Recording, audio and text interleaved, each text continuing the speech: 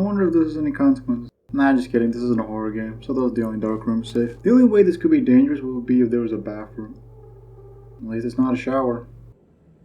At least it doesn't have floating tiles. I see. Well, at least it isn't a mimic. Prey is a remake of a never-released FPS shooter which was started way back in 1995. Prey is a underrated 2006 FPS game that is mostly known for its gravity, portals, and spiritual mechanics from an age most people don't remember. I'll admit that for a year in which my IQ is probably still too low to play one of these, Square hole. it does seem very unique. I mean, we are talking so old that most people don't even know they made portals before Portal, gravity before Tetris, and Native Americans before Columbus' discovery of the New World. And apparently it was influential enough that for the people that took notice of this supposed masterpiece, it remained as a cult classic that people waited to be continued. Come, Nerevar, friend or traitor, come. Come and look upon the... Oh, I'm sorry, I didn't realize you were an Argonian. And a new game was promised until development hell and being bought out by Bethesda. In 2011, Prey 2 was announced, a game which was meant to be a cyberpunk-style bounty hunter game, but the project was put on the back foot and eventually given to Arcane Studios. They're known for making a game, I think it was called No Honor, but apparently it's got explosive whale sperm, so that pretty much makes them alien specialists. But they were a bit busy, so it would take a while before fully scrapping all the progress made in an attempt to start fresh, but development hell around 2 and cancellation in 2014. But today we're talking about neither of these games, for we were talking about Prey, the completed sequel to Prey. Prey is a first-person, schizophrenic, fruit-eating, space chair hunting simulator that is secretly a tale about corporate greed and the lack of a space Geneva protocol. In this game, filled with many different varieties of creatures of a color which I will not name, you must survive a space station that has had its experiments break out, take over and block all communications back to Earth and the station on the moon, because Homo sapiens forgot that evolution is a thing. They knew of mind control originating from chairs before learning basic programming. Can someone remind me why TranStar spends billions hiring the best scientists from Earth? You play as MU, not to be confused with that U from Ace Attorney. We don't actually kill people. The strongest surviving schizophrenic, now also amnesiac, on the station on a mission to find out if the Earth is screwed, and also, man, that sounds difficult as hell. Thank God for being in San Francisco. Now then, let's grab some wine, put on my suit, then I need to get in the company helicopter so I can fly over a couple of streets and take an elevator.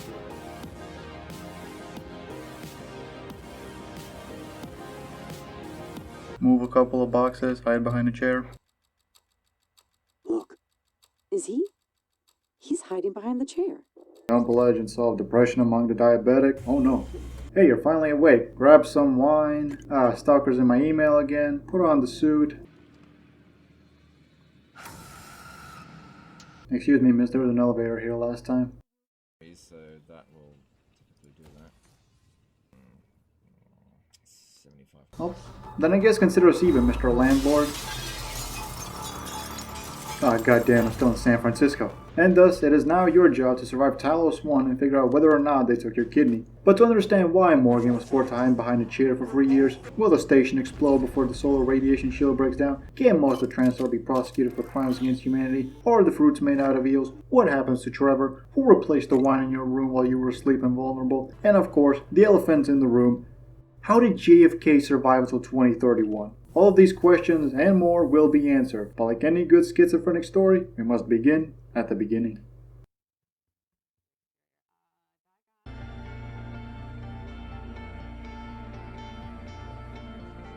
The year is 1958. Following the Allied victory in the Great Borogor vs. AI Art War and the subsequent pre-climate change war, the Soviet Union launched the Verona 1, the world's first satellite. After losing communication with it, a manned mission was sent to repair it. Unfortunately for everyone involved, everyone had missed the warning, typhon property. All intruders will have their windpipes be filled with tentacles, and the astronauts pay dearly for their transgressions. The Soviets keep this quiet for 2 years before approaching the US for help in containing the newly discovered non-terrestrial life forms in 1963, successfully containing the Typhon in a now newly built space station. But after the failed attempt on Kennedy's life, the US president takes over the program and spends 2 decades funding the research aboard the station. This both failed to produce anything materialistic and is eventually abandoned in 1988, following the Typhon outbreak.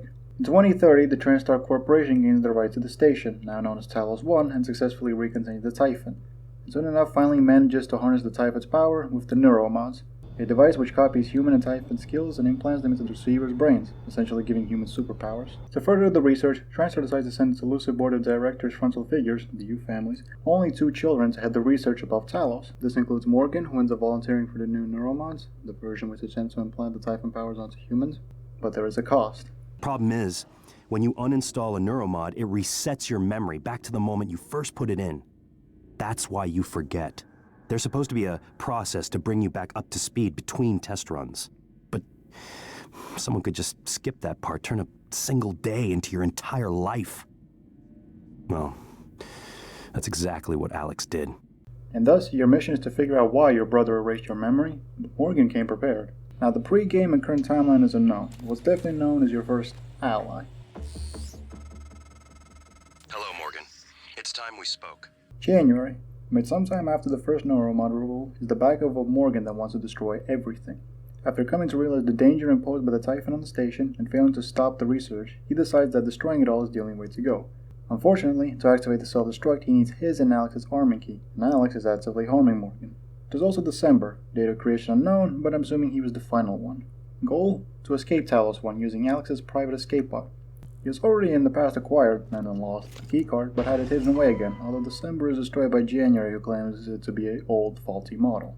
And finally, Alex himself. Now, Alex claims that despite the lack of security funding and preparation, and potentially having a hand in all of the escape pods malfunctioning, he's actually acting on Morgan's orders. Before the neuromods, Morgan was very supportive, and in fact he stated that the destruction of the station would be futile, and that he has a device which should be able to kill every typhon organism at once if need be. Alex claims that the constant neuromod removal will eventually change Morgan's personality, and he wishes to preserve Talos just as Morgan, the first one, had envisioned. But what is the danger that all of them wish to destroy or flee from? Well, that of course would be the...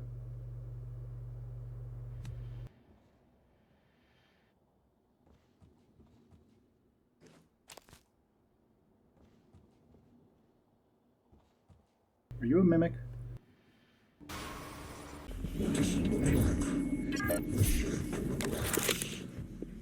The typhon are a spacefaring hive mind that seeks to consume organic matter to sustain themselves. Also highly adaptable with a very rigid ecology, possessing both light and no need of oxygen, as well as a body structure that appears to be a solidified gas and liquid, allowing them to extend their bodies and... But biology is boring and tentacles are not, so let's skip to the fun part, shall we? The Apex throws mimics across the galaxy until they find organic life. The mimic. Shapeshifters, small, nimble, can be considered the building block of the typhon ecology, perhaps not at the biggest numbers, depending on the condition, but definitely important. Survival tips. 1. Mimics can only mimic into something close by. 2. They cannot mimic machinery or anything that can't be picked up by the player. 3. Mimics can easily be told apart by looking for either 2 objects next to each other or an object facing the wrong way or being knocked over. 4. They cannot mimic into something larger than themselves. 5. Rule 1 only applies in some conditions. 6. Rule 3 does not apply to scripted mimic spawns, which includes reloading areas. 7. Rule 4 does not apply to the other mimic variants. Also, fun fact, they plan on making human mimics as well. Have fun sleeping tonight. Weavers. Weavers are formed during an unknown internal democratic process in which a mimic is chosen to undergo a mutation, during which they gain flight, a fear shield, the ability to spawn crystalloids, as well as the creation of phantoms and coral. Now, coral is this yellowish web that both contains the psyche of every victim as well as acting as a beacon, sending out a signal throughout the entire galaxy. Crystalloids. Blind, radioactive, motion-detecting countertablets. Phantoms. Human corpses reanimated. Phantoms are humanoids that come in 4 separate variants with their own abilities. Now, I understand that some are terrified of the prospect of facing your previous friends, but I'm here to reassure you that this is a matter of survival. In a hunter versus hunter world, there's no alternative here. Besides, it's not like they have some of that humanity still kicking around somewhere.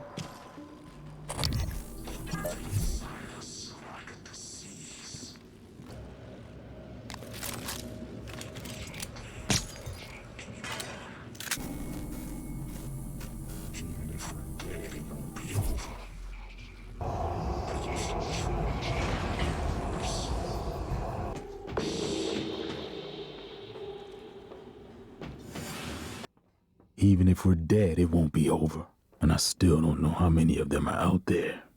They could be anything. Anyone. Maybe they're looking for stable bodies, homes. They want to live inside us, like a disease. I used to wish we weren't alone in the universe. Evacuating. Robert? Shh. Hang on. Someone Poltergeist. If you want to be a good friend, then buy this game for your friend on Christmas without telling them about the mimics. If you want to be a really good friend, then buy it for them on their birthday, make sure they keep playing despite the mimics, and then have them enter the crew quarters.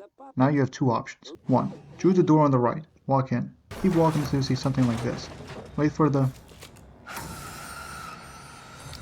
and make sure they know what a poltergeist is, and then watch as they turn around to see the exit be blocked. If you want another good option, then tell them to enter the bathroom opposite the cook's room, and make sure they enter slowly and with the audio turned up so that they can hear the faucets being turned on.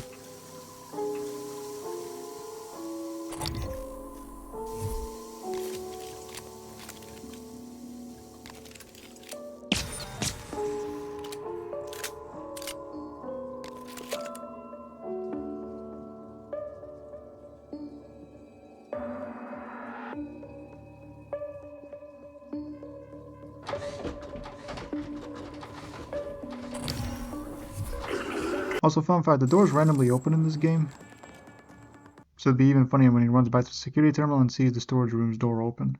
Survival tips. They can only be scanned and seen when they are attacking, unless they push over objects. They levitate the player, and upon taking damage, release a backlash. 2. They will never attack without talking first, but they only talk if they have a clear line of sight towards you. 3. Use doors. Telepath.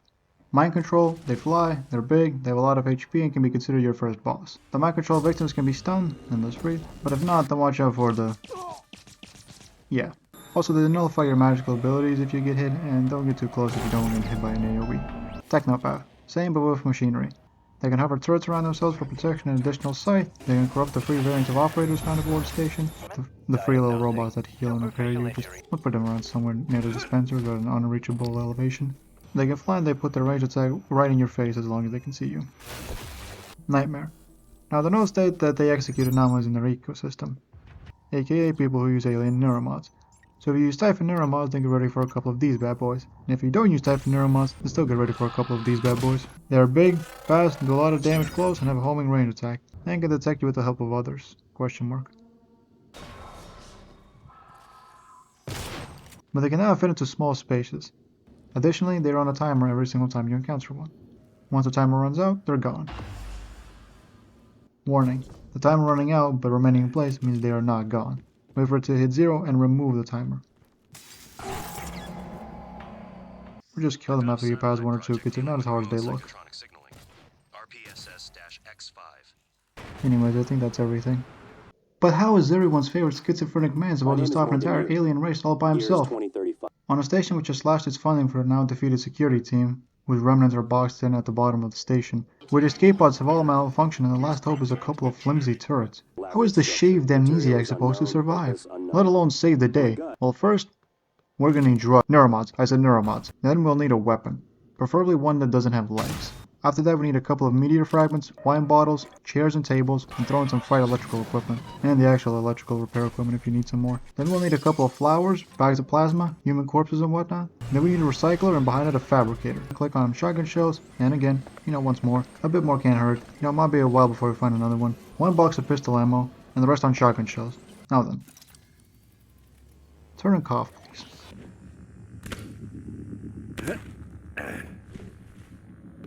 Deluxe is a wide-open space station full of R&D and engineering and science divisions with many deposits of resources. With the aforementioned recycler and fabricator, we can 3D print any armament we need. Unfortunately, for that we need fabrication plans, so until then we'll need to survive with the weapons that we have. But even though this game was made by the Explosive Spermatory in London, California living condition devs, remember, Todd still called the shots. So thanks to his guidance, we have some strengths that only the player has. The wrench. Melee. The swing and charge attack. A charge attack is enough to one-shot a mimic, it uses stamina, and it can be upgraded. The pistol. Imagine a sniper rifle. Now throw this thing out. It does very little damage, mainly used for mimic checking, but it is the only long-range weapon you will have for a reliable while. But I don't recommend upgrading it until you get the golden variant. Then it's actually pretty good. The crossbow.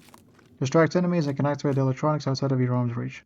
Also, its main purpose is to be recycled. The shotgun is the weapon that might just carry the game. Like every other weapon, it starts off small, and as a shotgun it does lack range. But if you invest in the damage, Then the only real threat will be the upgraded Phantoms or the first Telepath. Two useful abilities. Slow down time and dash forwards will leave a clone behind to soak up enemy aggro. In combination, you close the distance and dish out the second or third largest damage source with a difference of being a reliable source of damage that doesn't shoot through ammo very quickly. Glue Cannon. Useful for climbing, putting out environmental hazards, causing fall damage, and stunning opponents for free hits. No, it does negate any stealth bonus and the incapacitation rate at start is terrible. Stun Gun. Slow it may be, but against a single robotic opponent it is your best friend. Zap him, then wrench him. And stand back to avoid the explosion. Useful for knocking out mind control victims. Q-Beam. Your best friend against anything bigger than you and preferably a couple of yards away. Range is yes, and damage is how much HP do they have. Ammo is expensive and the damage does degrade. Demons for space taken up early on may be a tough choice, but on the very rare occasion where you'll use it, you'll be grateful for keeping it. EMP charges. Distributes electrical shocks, good against robotic opponents and activating crystalloids. Nullify transmitters. Nullify typhon abilities, apparently good for freeing from mind control, useful for activating crystalloids. Typhon Lord. Useful for luring typhons and activating crystalloids. Okay, don't do this because they're very rare. And recyclers. You see that pile of junk? You can recycle it. Need some metal? Grab that turret. Need some synthetic material? Grab that operator. Need some organic materials? Well, there's a perfectly fine human specimen just lying over there. We wouldn't want that to rot now, would we? We need it for our medkits. Also useful offense weapon and for activating crystalloids. We need shotgun shells, yes. But what if, and hear me out, we can make other stuff? What if we get some medkits? Or how about some extra recycler charges to replenish our resources? We have an extra neuromod or two, weapon upgrade kits and so forth. Now these fabricators are far apart, so some memorization is to be done, and at the start of the game, ammo will be limited, so I'll give you some tips. Now the following is very dependent on your playstyle. If you're rocking neuromod abilities, then do get necropsy and vitals exotic materials from the Sling Typhon. However, for everyone else, listen up. Organic is mainly for healing. Look out for eels and trash cans and fruits and the disturbingly still people in the morgue.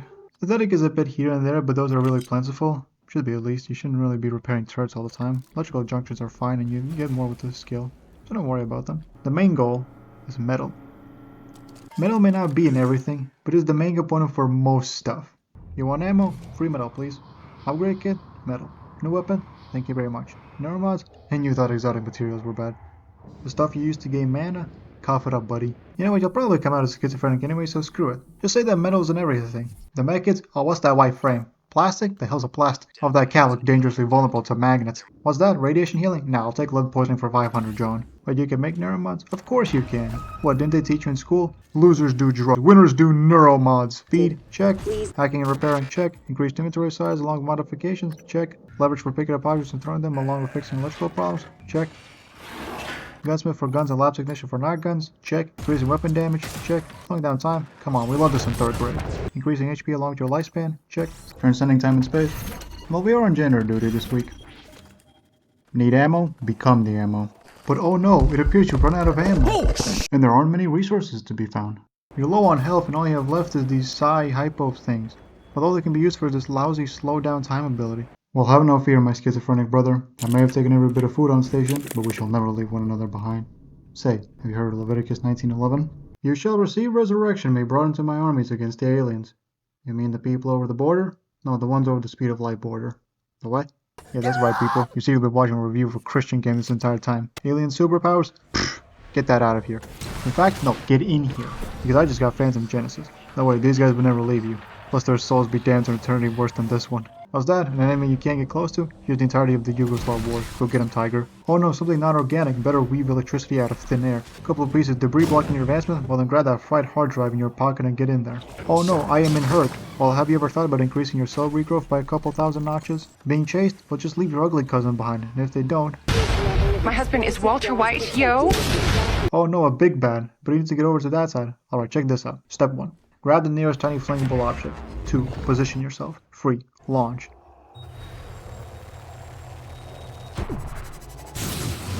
4. Grab onto the railing and open the escape pod with the keycard from step -1. And get the escape ending and leave and uninstall the game. Now we're ready. Ready to take on every single chair that dares to stand between us and our beginning objective. Stop! Checking up on our potentially stolen kidney. But no good objective is complete without a good side quest book reading. We did a check of all Igwe's equipment. All genuine, no organic matter. He's clean. Believe it or not, but these bags of organic material have more to offer than just organic material. Now, including all the logs and the remains, we find there's something like 193 people on here, most of which can be narrowed down to logs and notes. But for what is an FPS immersive sim, there is one of a simple tragedy. I would describe it as a almost perfectly timed tragedy. For we are too late to stop the typhon and save most of the crew, but are too late to be able to escape straight away. We are too late to find everyone who is sending out distress signals, but not too late to save the remainder so we'll be finding the remains of security. We are too late to save someone's wife, but not too late to find her walking around. Similarly to the two lovers, one of whom we find dead by their commemorative spot, and the other inside the decorated storage room. Too late to fix the escape pods or help anyone get in them, but perhaps not too late to save someone else. This game may not be so scary outside the mimics, especially in comparison to the early game footage, but there is a horror you experience by fright caused by the creatures or events.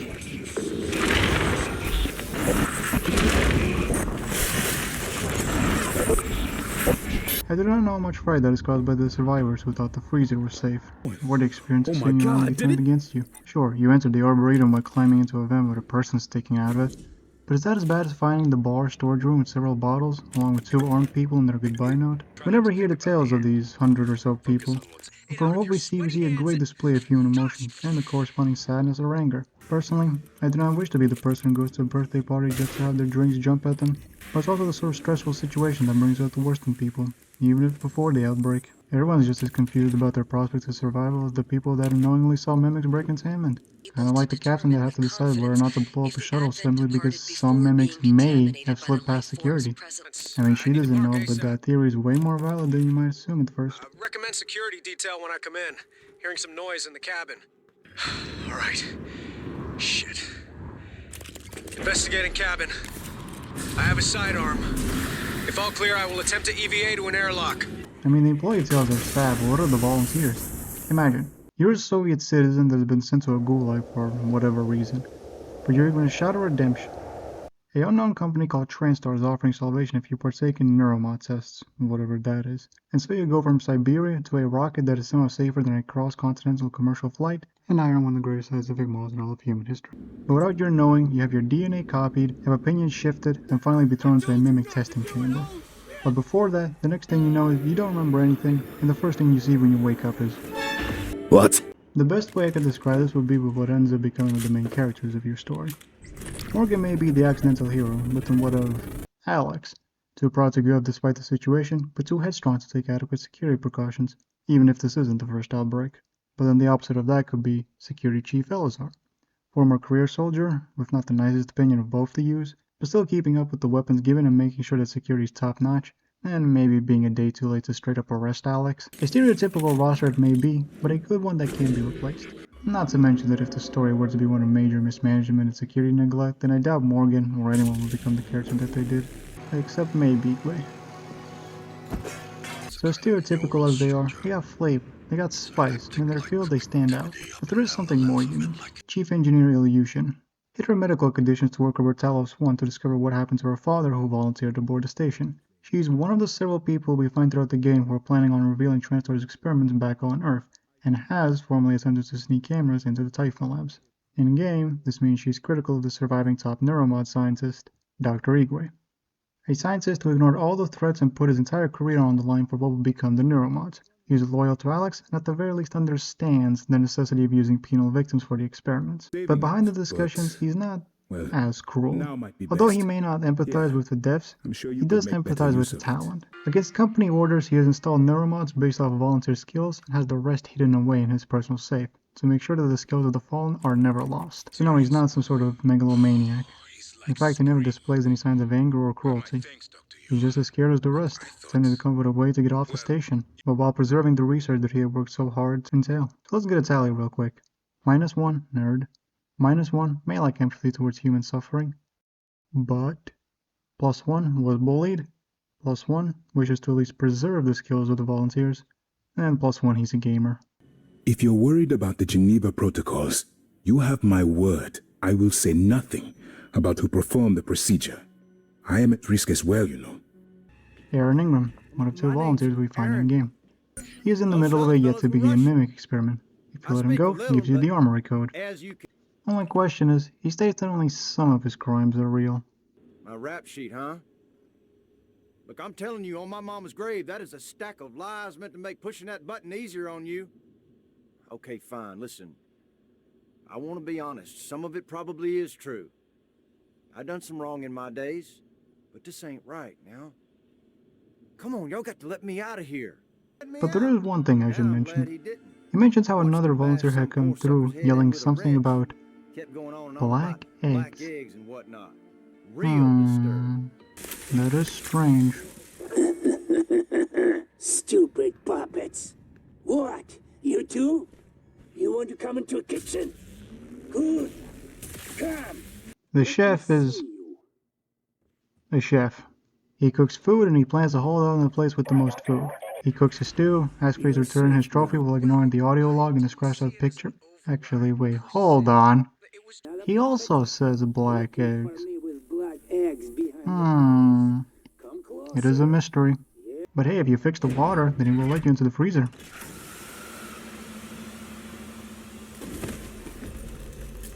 Luka Golubkin, one of the few volunteer subjects who resisted the telepath's mind control, but not without some side effects. And he has a talent of making improvised recycle charges, so prepare to see these bad boys in several corners. Both of these are potentially innocent folk put in a bad situation, partially of our own accord. Not to mention that the whole quest revolves around avenging someone who we find inside of his freezer. And no, it's not the remains of the chef inside the mysterious meat box. But an immersive sim is an immersive sim. The NPC doesn't be the only villains here. We have guns too. This is Commander Walter Dahl. The TranStar Board of Directors has authorized me to take full command of Talos 1, effective immediately. All employees must now report to the shuttle bay for evacuation. Those of you unable to comply, transmit an... One last thing. Alex and Morgan Yu have been relieved of their positions. Do not consent to their requests or assist them in any way. Dahl out. Walter Dahl. What's better than sending your only 2 kids on a space station with aliens? Deciding that the best course of action is to kill all the survivors. Then eliminate all TranStar personnel. Thanks, Mom and Dad. Although if you want to offer salvation to the surviving crew, he is the only one here who knows how to pilot a shuttle. Just ignore Elazar's request to cap him. There are many seemingly minor characters I could add to this list, but let's simplify things. Let me throw out several names, please. Does Bowser seem familiar? No, not really. I was also one of those people that didn't pay attention to the one time he appears at the start of the game. So I was a bit in the dark when he was ordered to be detained. A bit more so when he knew about someone's illegal possession of neuromods. The same person was being blackmailed for said neuromods. Hans Kjellstrup is the director of Psychotronics. You know, the place where all the fun stuff happened. Truth be told, we lack enough to have a clear picture, but he does oversee the experiments, steal neuromods, which FYI is a pretty normal occurrence, and perhaps discuss wiping several people's memories. Emmanuel Mendez is a non-noteworthy engineer, although he did actually receive an email about a little something. Shame he wasn't faster at warning everybody. Annalise Gallegos is a scientist who has some questions about the morality of the whole operation here. The only information she's permitted to receive is a confirmation that, yeah, that's all good, so she does some digging. In the end, she convinces a Quentin Purvis, along with Chef Will Mitchell, to pack a storage container with enough food for a trip to Earth, with incriminating evidence inside. And good thing she forwarded Quentin about security watching over them. Lily Morse is a contrabandist. No more, no less. She has no problem stealing TranStar property and selling it to the highest bidder. Additionally, she has the engineer Eddie Voss who rigged the alarm bells like the storage containers, an act which she comes to regret and reveal to Alex in hopes of repentance. Regina Seller isn't actually notable herself, but she does hold an interesting letter back home from Earth. Fun fact, there are long-term psychological side effects to being exposed to the Typhon's influence, and one of them is bad dreams, similar to Scott Parker, who says he's constantly tired and he only wants to sleep. But every time he does, he has a dream about a large, dark figure. And while here, let's throw in Halden Graves. What's a good trade to have for a guy who has a lot of influence over that stuff that's being shoved into people's skulls? Not asking where the exotic material comes from, and having a minor panic attack upon realization and shutting off the neuromod fabrication plans. Now Lorenzo Calvino is someone more recognizable. He made the looking glasses that we find in-game, and we have to find him to reset those servers. However, he's one of the few people who documents his experiences with neuromod removal, as well as being one of the people who suffers from nightmares about a creature in the darkness. Harley Granger is a former professional sports player. He doesn't seem to mind his job on Talos 1, but he does plan on requesting some neuromods to be put back into the game. Bryce Broadway, an alcoholic. Though he is trying to fix his addiction, and he does have sympathy from others, it's a shame that mimics don't care about oxygen. And Divya Naz. We only see her once when we return to the Neuromod division way later, But she is one of the free incidents in-game in which characters actually move across the station. The other two being Doll and Security moving to the oxygen controls. You know, I feel like I could make a video on these characters alone. You may call them voiceless loot bags that pay the price for their negligence, and I will agree, but you can't deny that some stood and fought. As far as you know, the player doesn't have any connections to the station, and Morgan doesn't remember. Through the conflicting sources of information, self-preservation instincts aren't that bad of a choice. But what if empathy prevails? There's still innocent people up here, even if there's no one here that was capable of taking them off the station. A fun little side note. When you enter Doll's ship after rigging the station to explode, there are 5 people in the front, and more in the cargo. Mind control and trauma center, arboretum, crew quarters, Sarah and co. 4 people that you wouldn't know about unless you've killed everyone else up until Doll's arrival. But the Typhon are a hive mind, aren't they? The point of blowing up the station and its research is to halt anyone from making Typhon neuromods, both because the privileged will get first picks and because the pursuit of more neuromods will lead to ever more dangerous experiments in search of their ecosystem. But what if they come back? We'll also be ready. Perhaps blowing up the station is the last option, or perhaps the risk of containing human ambitions being forewarned about the shares is worth the risk. I hold a lot of respect for the writers of this game. They have not only made a great story and blend of characters, but also a great background story told through nothing but books and emails. If you ever play or replay Prey, then I request that you attempt to take notice of some names, then see if you recognize any of them in the emails. You will get a whole new perspective on these simple characters. An enjoyment for those that care to read and learn about this world, or just read those fantasy novels. You even get an achievement for it. It's good world building that's prevalent everywhere, but which explains the era that we experience more thoroughly. And you know that there's at least one person who read about the moon base before seeing the trailer for the Mooncrash DLC. We can't wait to see. Oh, watch out, it's a mimic. Okay, real talk. If you actually watched this far, then thank you. But if you also decide to skip to this part, for some reason, then listen up. Typhon Hunter isn't actually a game. It's a middle finger to our wives' boyfriends because they made fun of our schizophrenia. That's why everyone's a bot, because there hasn't been a live human to touch this thing ever since they figured out.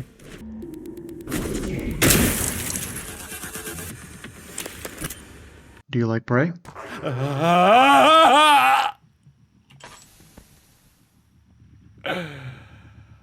No, thank you. I don't want it. Do you like Prey's linear style gameplay that balances curiosity and the objective for those that play on anything higher than easy? Do you like lacking resources and anxiety? And just as an aside, do you like playing Prey without the additional difficulty modifiers? You know, the hemorrhages, concussions, third-degree burns, weapon malfunctions?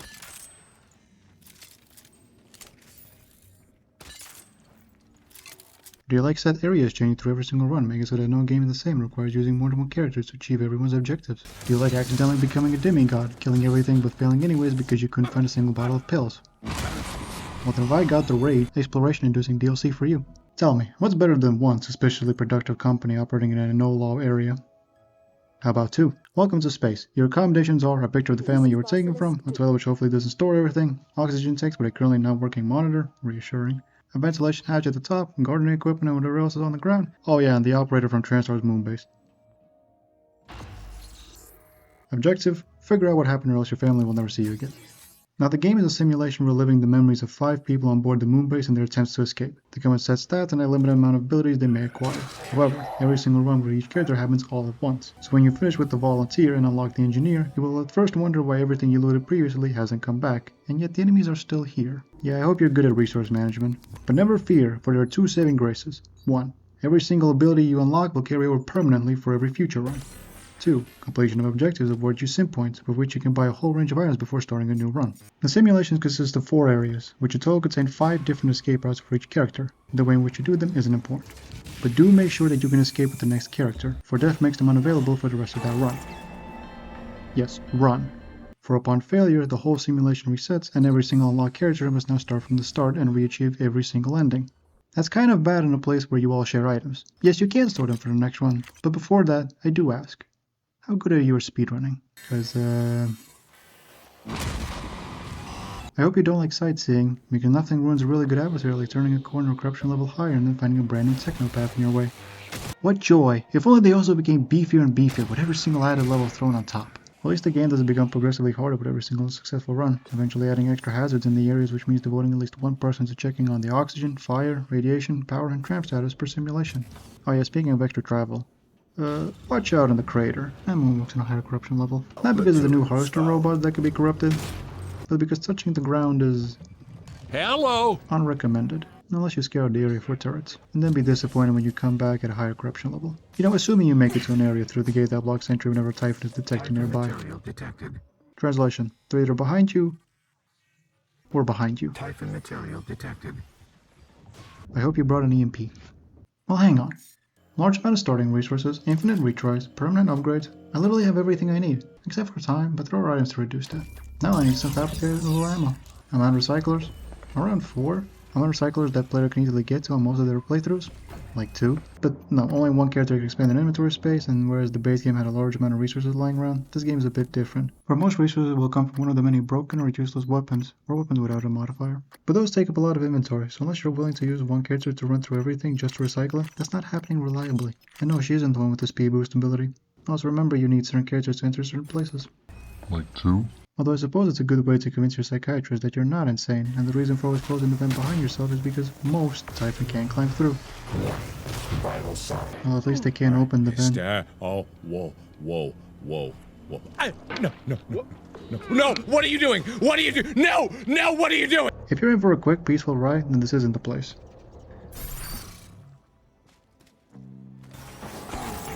But other than that, it's a very expensive piece of great and challenging content. But it is a shame you can't easily do multiple stories in one run. See, every character also has personal missions. There are also extra lore dumps explaining everyone's roles on the station. Papa, it's me, Alexei. And each requires enough travel to require a simulation reset for each mission for it to not be too overwhelming. Though thankfully you can manually reset simulations, and just like maxing out the corruption level, this does not count as a death. Although you will have to repurchase everything. But you can just save and quit and... Okay, the main menu. Then new game. No, hang on. There was a continue thing, and it was like, you know, starting back where you choose the characters. So what if I just? No, that's what I just did previously. Okay, new game. Yeah, whatever. All right, then let's finish up the rest of these stories so I can finish recording. This is Basilisk. Hello. I have to go. Just sit tight. Please. Game's perfect. Exploration. Something crucial for gathering the ammo and weapons you'll need to survive. However, there are 2 rules I advise you to consider. 1. Don't enter bathrooms, especially if mimics scare you more than anything. Unless you like getting 1 can of soda on the whole station, it's not worth facing the Vietnamese. Although still more preferable to exploring places you didn't know you should be in. 2. Exploration is good, re-exploration is bad. Are there side quests? Yes, there are. Do they require retracing your steps? Yes, they do. Some of them have really valuable rewards? Yes, they do. Is it worth going to the previous areas for anything but these quests? Mostly no. Resources are limited, but enemy spawns are not. You go back to your apartment at the very beginning, there will be mimics in there, and nothing more. The only Typhon that really drops anything of note are phantoms, but that isn't a viable long-term strategy unless there's only phantoms. Only phantoms. So unless you have a quest or a specific safe or area in mind, I don't actually recommend going back for anything because you won't make back the lost ammo. Operators. They're okay and corrupted variants are cool. You know what's even cooler? About as cool as having too many suit repair kits and recycling them all before meeting the military operators that shred through armor. The hacked operator dispensers permanently dispensing new military operators because the game never tells you that if you keep them in a broken state, they won't spawn new ones. Please stand clear of aperture. Sound. Made by the Doom guy and the others is nice and atmospheric. It's like the Fallout 1 thing when you're walking through the radiated hellhole, except this time it...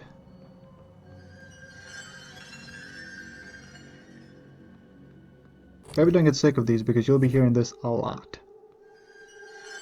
Vents. Don't worry if you don't go through the first time, just keep repeating it until it works. Completionists. If you don't want to spoil yourself, do a normal run and look up all the achievements. But I'm warning you, this is going to take a couple of runs. Trust me, I may be schizophrenic for a couple of years now, but I was lonely enough to get all achievements. I just wanted to spend some more time with the little cuties. I filed an incident report. But no, seriously. It's not hard to get every achievement, none of them are even tied to the game's difficulty, but you will have to run through the game around 3.3 times. If you want me to be very specific, then look up these achievements. I can give you some hints right now. Psychometry will require a log which only spawns if you open e-waste container in the exterior. Init may be log-based since the crew quarters is a part with mind control victims and an open flame in their path. So just in case, check the stats to see if you got everyone. Transstar Gormand, I don't know. I suggest you recycle alcohol for the bits of resources, but you do have to consume 1 of each item for the achievement. As well as curry, an item which is found in only 4 locations in the entire game. And missing persons is the last real hurdle because there is one fatal problem you may encounter. Down in the IT room, there is a locked door behind which are 4 people. These 4 people are only accessible if you go for the I and IT run, although thankfully you don't have to resort to questionable methods and perhaps reverting your game to an older version.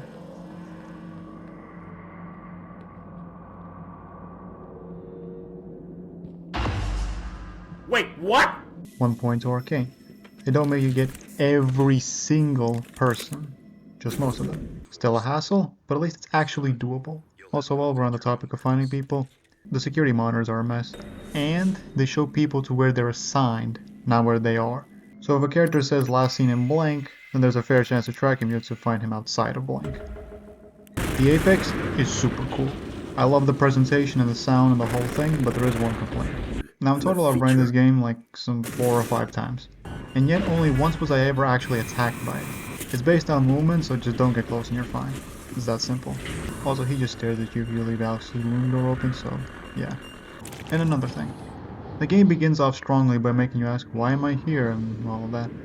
But there are 2 events which basically break the magic of the mystery.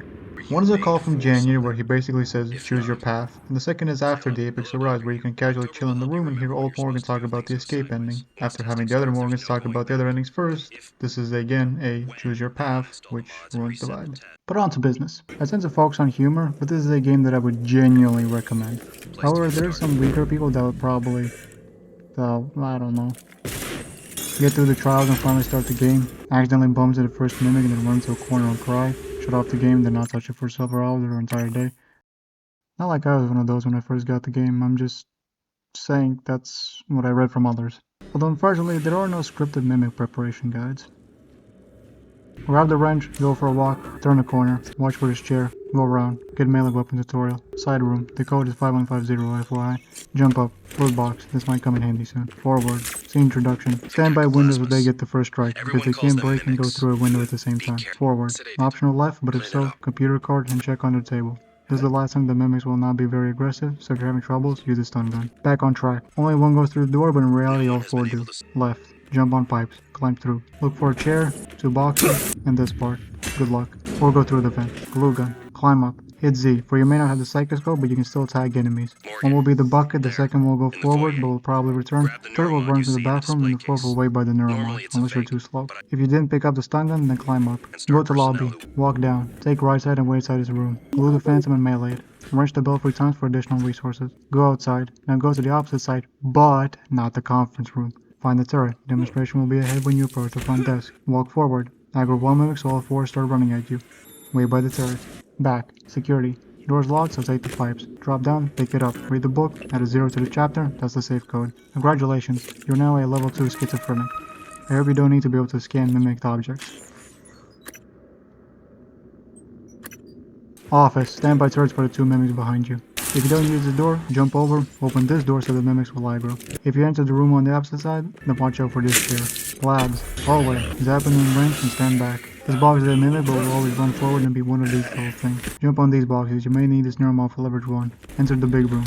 Outside propulsion system. Test it. Jump over and have your shotgun ready. Do the space thing. Back. Grab the smoke for extra resources. If you decide to loot the 2nd floor, then take the left and be given a hint that there is a mimic somewhere in the room to the left. Go through. Jump over. Open this door and await the mimic that will run in.